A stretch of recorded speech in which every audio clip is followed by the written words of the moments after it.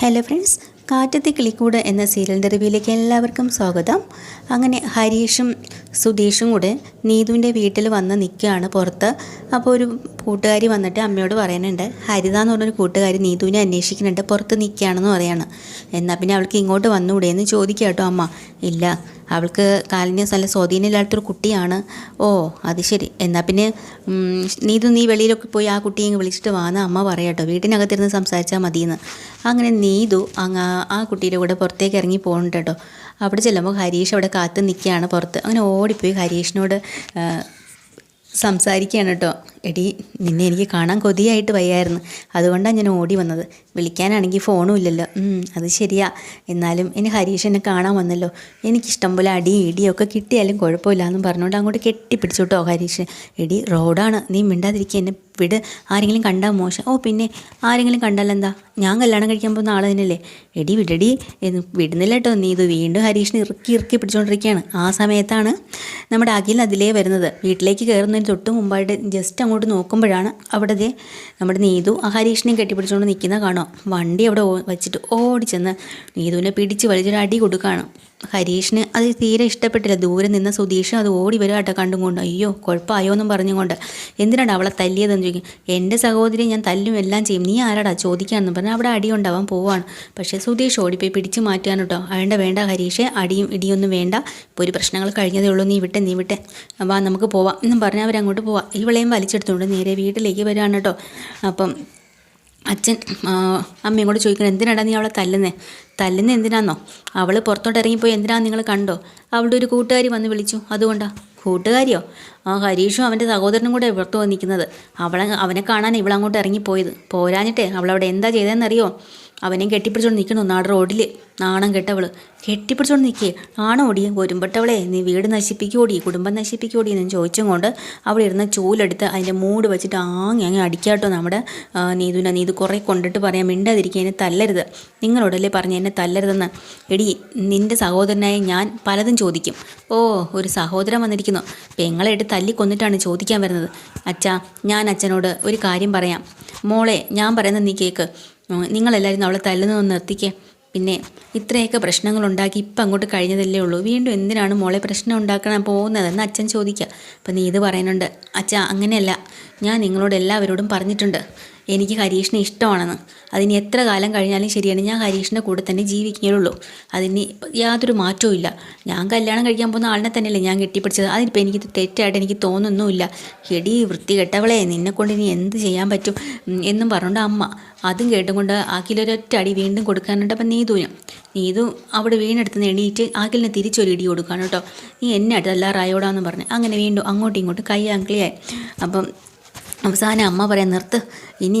എടി ഒരുമ്പെട്ടവളെ, നീ ഇവിടെ മര്യാദയ്ക്ക് ഞങ്ങൾ പറയും പോലെ ജീവിച്ചോണം. അല്ല അവൻ്റെ കൂടെ പോകും എന്നുള്ള വാശിയിലാണെങ്കിൽ നീ വീട്ടിൽ നിൽക്കണ്ട, എവിടെയെങ്കിലും ഇറങ്ങിപ്പോക്കോ എന്ന് പറയാം. ഈ ഒരൊറ്റ വാക്കിന്മേൽ നീ നേരെ അകത്ത് കയറി വാതിലടയ്ക്കട്ടോ. പിന്നെ ഇവർക്കെല്ലാം ടെൻഷനായി. ഇവർ ഓടിപ്പോയി കഥവൊക്കെ തട്ടുന്നുണ്ട്, തുറക്കണില്ല. നീതു അവിടെ ഇരുന്ന ബാഗിനകത്ത് തൻ്റെ ഡ്രസ്സുകൾ എന്തൊക്കെയോ കാര്യങ്ങളെല്ലാം പറക്കി വെച്ച് പുറത്തിറങ്ങാണ്. എങ്ങോട്ടടി ബാഗും കൊണ്ട്? നിങ്ങളല്ലേ പറഞ്ഞത്, എനിക്ക് നിങ്ങൾ 2 ഓപ്ഷൻ തന്നു. ഒന്ന്, നിങ്ങളെ കൂടെ നിങ്ങൾ പറയണ അനുസരിച്ച് ഇവിടെ ജീവിക്കണം. 2, ഹരീഷിനെയാണ് ഇഷ്ടമാണെങ്കിൽ ഇവിടെ നിങ്ങൾ ഇറങ്ങിപ്പോക്കോളാം. ഞാൻ 2ാമത്തെ ഓപ്ഷനാണ് സ്വീകരിച്ചത്. കാരണം എനിക്ക് ഹരീഷിനെയാണ് ഇഷ്ടം. അതുകൊണ്ട് എന്നോട് ഇവിടെ നിൽക്കണ്ടെന്നല്ലേ പറഞ്ഞത്. അതുകൊണ്ട് ഞാൻ പോവുക. എടി, എവിടെ പോവാനാ നീ? കയറടി അകത്ത്. ഇല്ല, നിങ്ങൾ എന്നോട് ഇറങ്ങി പോകാൻ പറഞ്ഞു, ഞാൻ പോവും. ഇനി എന്നെ തിരിച്ച് വിളിക്കേണ്ട ആവശ്യമില്ല. എടി, നീ എങ്ങോട്ട് പോകാനാ? നിൻ്റെ കയ്യിൽ കാശുണ്ടോ? നിന്നോട് ജീവിക്കാൻ വകയുണ്ടോ? നീ എങ്ങോട്ട് പോകും എന്നൊക്കെ ഇങ്ങനെ അമ്മയും സഹോദരനും ചോദിക്കുക. ഞാൻ എങ്ങനെ ജീവിക്കുന്നു, എവിടെ പോകുന്നു, ഇതൊന്നും നിങ്ങൾ അന്വേഷിക്കേണ്ട. നിങ്ങൾക്ക് ഞാനിവിടെ നിൽക്കുന്ന താല്പര്യമില്ലെങ്കിൽ ഇറങ്ങിപ്പൊക്കോളാൻ പറഞ്ഞു. ഇനി ഞാൻ എൻ്റെ കാര്യം നോക്കിക്കോളാം. വിട്ടേ അങ്ങോട്ട്. ഇങ്ങോട്ട് എടുക്കടി ബാഗെന്നും പറഞ്ഞ് ബാഗ് പിടിച്ച് വാങ്ങോട്ടോ. പക്ഷേ നീതു വിട്ട് കൊടുക്കുന്നില്ല. ബാഗിനെ പിടിച്ച് വലിച്ചിട്ട് നീതു ആ വീട് വിട്ട് ഇറങ്ങാട്ടോ. അങ്ങനെ പുറത്തിറങ്ങി എല്ലാവരും കൂടെ തടയുന്നുണ്ടെങ്കിലും നാട്ടുകാരും വീട്ടുകാരും ഒക്കെ വന്ന് ചുറ്റും നിൽപ്പുണ്ട്. അപ്പോൾ ഇവർക്കൊരു നാണക്കേടായി. എന്നിട്ട് പറയാം, വെറുതെ ഇവിടെ കിടന്ന് നാണം കിടത്ത്, നിങ്ങൾ മര്യാദയ്ക്ക് കയറിപ്പോക്കോ, ഞാൻ ഇനി വീട്ടിനകത്ത് കയറി വരില്ല. നിങ്ങളുടെ തല്ലുകൊണ്ട് ഞാൻ ചാവാറായി. എന്തിനാ അങ്ങനെ ചാവാൻ വേണ്ടി ഇവിടെ കിടന്ന് തരുന്നത്? വേണ്ട, ഞാൻ പൊക്കോളാമെന്ന് പറഞ്ഞ് നീതു അവിടുന്ന് ഇറങ്ങി പോട്ടോ. നേരെ കയറി വരുന്നത് നമ്മുടെ കിളിക്കൂട്ടിലേക്കാണ്. അവിടെ ഇവിടെ എല്ലാവരും കൂടെ അവിടെ നടന്ന കാര്യങ്ങളെക്കുറിച്ച് ചർച്ച ചെയ്ത് നമ്മുടെ സുധീഷും ഹരീഷും കൂടെ പോയ കാര്യത്തിൽ നിധി വഴക്ക് പറയുന്നുണ്ട്. നിങ്ങൾ ഇത്രയും പ്രശ്നങ്ങളുണ്ടായിട്ട് വീണ്ടും എന്തിനാ അവിടെ പോയെന്ന് ചോദിക്കുന്നുണ്ട്. അതും കേട്ടും കൊണ്ട് സുമേഷ് ഉപദേശിക്കുകയാണ്, ഇതിൻ്റെയൊക്കെ ആവശ്യം ഉണ്ടായിരുന്നോ, ആ കുട്ടിക്ക് ഇനി തല്ല് കിട്ടി കാണില്ലേ എന്നൊക്കെ. അപ്പോൾ ഹരീഷ് പറയും, ഞങ്ങളവിടെ വീട്ടിൽ പോയിട്ടില്ല, പുറത്താണ് നിന്നത്, വേറൊന്നും കൊണ്ടല്ല, ഇവിടെ നിന്ന് ഇത്രയും പ്രശ്നങ്ങളും പോയിട്ട് ആ കൊച്ചിനെ എടുത്ത് തല്ലിയിട്ടുണ്ടാവില്ല, അതൊന്ന് ജസ്റ്റ് അറിയാൻ വേണ്ടിയിട്ട് അവിടെ വരെ പോയതാ ഏട്ടാന്ന് പറയാം, അതിൻ്റെ ആവശ്യം ഉണ്ടായിരുന്നില്ല. ഇപ്പോൾ ഇത് കണ്ടു കഴിഞ്ഞ് നിങ്ങളെ വീണ്ടും അവർ കണ്ടു, അപ്പോൾ വീണ്ടും ആ കൊച്ചിനെ അടി ഉണ്ടാക്കി കാണൂലേ, എന്തിനാണ് ആ പാവത്തിന് അടി വാങ്ങി കൊടുക്കണേന്ന് പറഞ്ഞു തീർന്നില്ല. അതിന് മുമ്പേ ദേ കയറി വരുന്നുണ്ട് നീതു, അത് കയ്യിൽ ബാഗുണ്ട് കേട്ടോ. അങ്ങനെ ഇവിടെ വന്ന് എന്താ കാര്യം ചോദിക്കുമ്പോഴത്തേക്കും നീതു വലിയ ഗമയിൽ അവിടെ കയറി നിന്നിട്ട് പറയാം, ഞാൻ ഇങ്ങോട്ട് പോകുന്നു, എനിക്കിനി അവിടെ പറ്റില്ല. എന്താ കൊള്ളാം, എന്നെ എല്ലാം കൂടെ അടിച്ച് ശരിയാക്കി, എന്നിട്ട് എനിക്ക് 2 ഓപ്ഷന് തന്നു. ഒന്നി അവർ പറയണത് അവിടെ കേട്ട് അവിടെ നിൽക്കണം, ഇല്ല ഹരീഷിനെയാണ് എനിക്ക് ഇഷ്ടമെങ്കിൽ ഇറങ്ങിപ്പോക്കോളാം. എനിക്ക് ഹരീഷിനല്ലേ ഇഷ്ടം, അതുകൊണ്ട് ഞാൻ ഇറങ്ങിപ്പോന്നു. ഞാൻ വേറെ എങ്ങോട്ട് പോകാനാ, അതുകൊണ്ട് ഞാൻ ഇങ്ങോട്ട് വന്നു. അപ്പോൾ ഇനിയിപ്പോൾ ഇവിടുന്ന് എങ്ങോട്ട് പോകും, ഇവളെ കൊണ്ട് വിടാൻ പറ്റുമോ, അതും പറ്റത്തില്ല. ഇവളെ എങ്ങനെ കല്യാണം കഴിക്കാതെ ഇവിടെ നിർത്താൻ പറ്റുമോ, അതും പറ്റത്തില്ല. ആകെ കൺഫ്യൂഷനായി കേട്ടോ. അപ്പോൾ നമ്മുടെ നിധി വന്ന് നീതുവിനെ പിടിച്ച് അകത്ത് കൊണ്ടിരുത്തിയിട്ട് ഇവർ സംസാരിക്കുന്നുണ്ട്. അതെ, ഒരു കാര്യം ചെയ്യാം, ഈ കുട്ടിയെ ഇവിടെ ഇങ്ങനെ നിർത്തിയിരുന്നാൽ പറ്റുമോ, അവർ കൊണ്ടുപോയി കേസ് കൊടുത്താൽ നമ്മൾ കുടുങ്ങും, അതിനേക്കാളും നല്ലത് ഹരീഷിനോടൊപ്പം കല്യാണം കഴിപ്പിക്കണം, അതാണ് നല്ലത്. രജിസ്റ്റർ മാരേജോ അങ്ങനെ എന്തെങ്കിലും ചെയ്ത് നിർത്തിയാൽ നമുക്ക് പേടിക്കണ്ട. പക്ഷേ ഹരീഷ് സമ്മതിക്കണില്ല കേട്ടോ, ഹരീഷിന് തീരെ താല്പര്യമില്ല കല്യാണം കഴിക്കുന്നതിനോട്. അപ്പോൾ തന്നെ ഉടനെ നമ്മുടെ നിധിയും പറയുന്നുണ്ട്, ഹരീഷ് അത്രയ്ക്ക് പക്വത ആയി വരുന്നതേ ഉള്ളൂ, ആ കുട്ടിയും ഇപ്പോഴേ ഒന്ന് എന്തോ വാശിയുടെ പുറത്ത് അവിടെ നിന്ന് ഇറങ്ങി വന്നതാ, ഒരു കല്യാണത്തിന് തയ്യാറെടുത്തല്ല ആ കുട്ടി വന്നത്.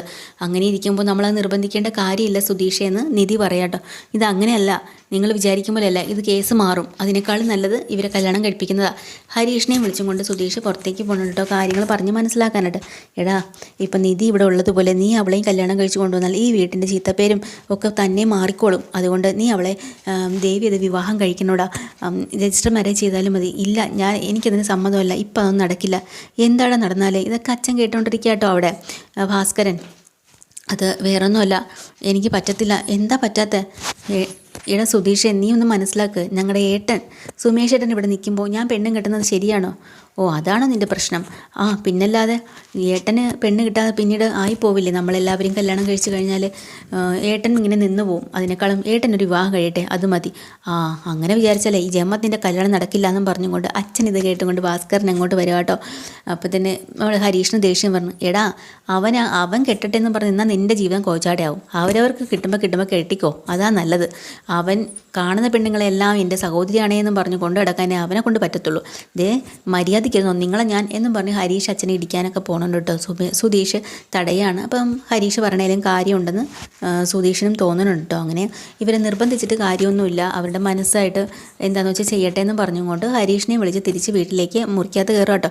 അപ്പോൾ എല്ലാവരോടും പറയാനുണ്ട്, എനിക്ക് നീതുമായിട്ടൊന്ന് സംസാരിക്കണം, ഞങ്ങളൊന്ന് പുറത്തോട്ട് പോവാമെന്ന്. അങ്ങനെ നീതുവിനെയും കൂട്ടി ഹരീഷ് ബൈക്കിൽ കയറി പുറത്തേക്ക് കൊണ്ടുപോകാം കേട്ടോ. നീതുവിന് ചില കാര്യങ്ങളൊക്കെ പറഞ്ഞ് മനസ്സിലാവുന്ന കുട്ടി തന്നെയല്ലേ അവൾ, അതുകൊണ്ടാണ് ഹരീഷ് അവളെ വിളിച്ചുകൊണ്ട് പുറത്തേക്ക് പോകുന്നത്. അപ്പോൾ നിധി പറയുന്നുണ്ട്, അതെ അവർ തന്നെ തീരുമാനം എടുക്കേണ്ടത്, അവർ സംസാരിച്ച് തീരുമാനിക്കട്ടെ, നമുക്ക് വിട്ടുകൊടുക്കാമെന്ന്. ഇതാണ് എപ്പിസോഡിൽ. ഡീറ്റെയിൽഡ് എപ്പിസോഡുമായി വീണ്ടും വരാം. ചാനൽ ഇഷ്ടമായി ലൈക്ക് ചെയ്യുക, സബ്സ്ക്രൈബ് ചെയ്യുക. താങ്ക്